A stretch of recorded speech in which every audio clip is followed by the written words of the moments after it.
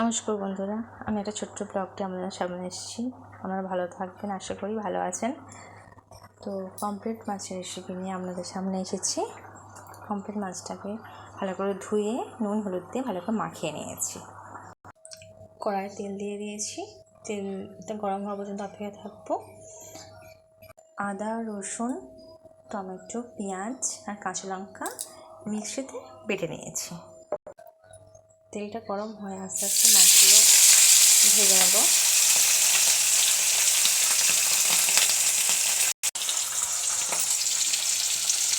ভালো করে খুব কড়া করে না ভেজে মোটামুটি এইভাবে আমি তুলে নিয়েছি। এবারে তেলেতেই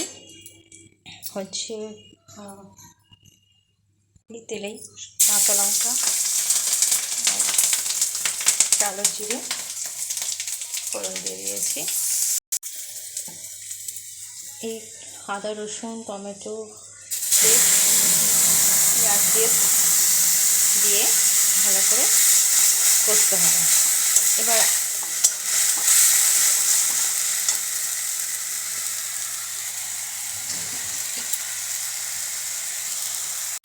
পরিমাণ মতো হলুদ দিয়ে দেবেন।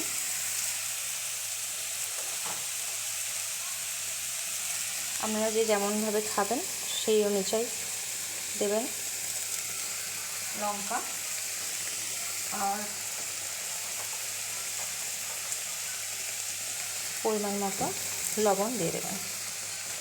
দিয়ে এই মশলাটাকে ভালো করে কষবেন। আমি এই মশলাটা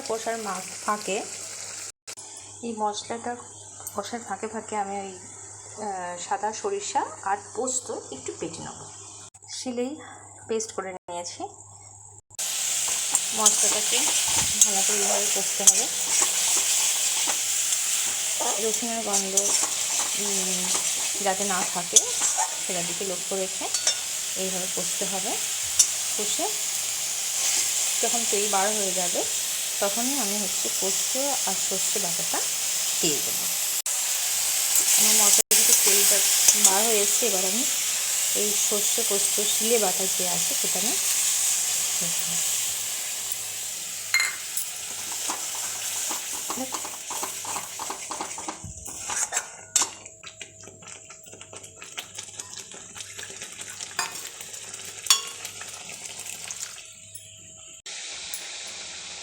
একটু জিরে গুঁড়ো একটু দিয়ে দেবেন। দিয়ে একটু ভালো করে কষবেন। আমাদের পরিমাণ মতো লঙ্কা লবণটা পরিমাণ মতো দিয়ে দেবেন।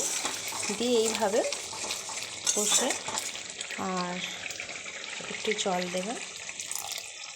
জল দিয়ে একটু ফুটে ওঠার পরে তখন ওই ভেজে রাখা মাছগুলো দিয়ে দেবেন। এই আমার ফুটে গেছে। একটা করে মাছ দিয়ে দেবেন।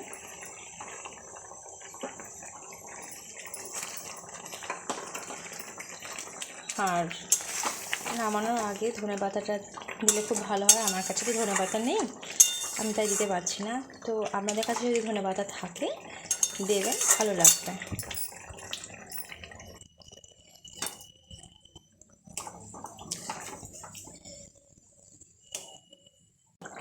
আমার হয়ে গেছে, দেখুন।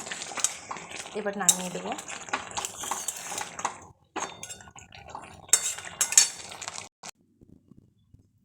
রেডি হয়ে গেছে। এবার গরম গরম ভাতে সার্ভ করে দেবেন। এইভাবেই পমফ্রেট মাছটা রান্না করে খেয়ে দেখবেন। এখানে শেষ করলাম আমার এই ছোট্ট ব্লগটি। ভালো থাকবেন, সুস্থ থাকবেন সকলে। নমস্কার।